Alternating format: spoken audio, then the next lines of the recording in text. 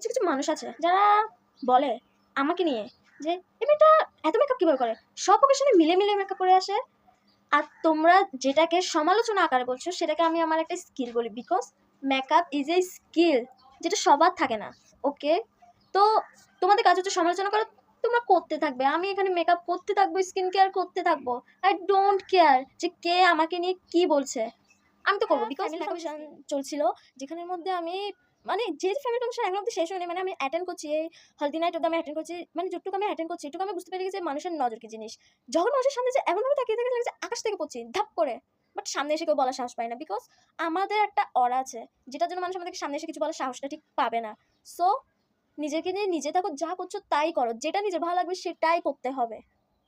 এখানে নিজের মনের কথা, নিজের মার কথা ছাড়া কারোর কথা তো শোনা বা পাত্তা দেওয়ার দরকার নেই। ওকে, মনে করি যে এখনকার মানুষের কথাবার্তা পাত্তা না দেয় ভালো, মানুষকে পাত্তা না দেয় ভালো, বিকজ এমন একটা দিন ছিল যে যখন আগে আমি ফেস প্যাক লাগানোর আগেও ভাবতাম এখন যেন কেউ ঘরে না আসে, এখন যেন কেউ দরজা বাড়ি না দেয়। সো আমি তখন এটাই ভাবতাম, তো এটা আমাদের দোষ না, এটা আমাদের এখানকার মানুষের কাজ, এটা সোসাইটি, ডার্ক সোসাইটি, ওরা সমালোচনা করতে থাকুক। সো এখন আমি রিয়েলাইজ করে ফেলেছি যে মানুষকে এত পাত্তা দিয়ে লাভ নেই।